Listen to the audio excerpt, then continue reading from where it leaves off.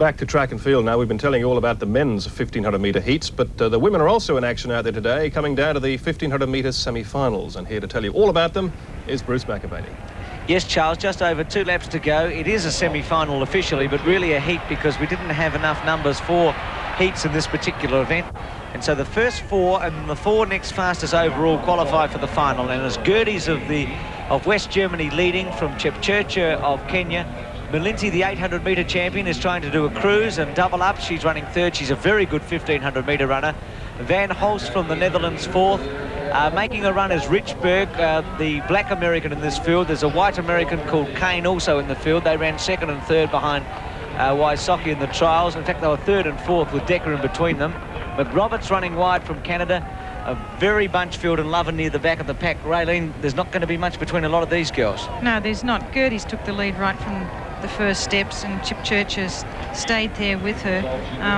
Benning from Britain was up there for a while, but she's dropped way back now. We've got Melinte up there as well and Van Hulst from Holland. So it's quite a packed field. It could be a sit and kick race. I'd say if it is, Melinte will come through and win quite comfortably. She's working her way out now. She's in about 4th position in the middle next to her teammate Lovin. 1 lap to go and a bunch field with a little girl from El Salvador 100 metres behind them. Richburg from the United States leads from Chepchirchir, who nearly fell. In fact, she interfered badly with Lovin. Melinte was very lucky to get around them, so we'll go back to the leaders. It's Gerdes in front as they leave the front straight and go towards the back on the curve. 2nd, Richburg, Melinte 3rd, Lovin's recovered, then Kane, Benning, McRoberts and Van Hulst. So they've really split up quickly as they sprint down the back stretch. 250 metres to run. Melinte's moved up outside Richburg and Gerdes. Benning struggling, but she's moved to 3rd. Lovin almost fell again, Lovin. Interfered with McRoberts and Kane on the inside and Van Hulst. Gerdes holding Melinte for the moment. Benning is running in the 2nd lane. She's 3 wide. Lovin's just behind them with Richburg. The girl from the Netherlands is coming home pretty well, but she's very wide, Van Hulst.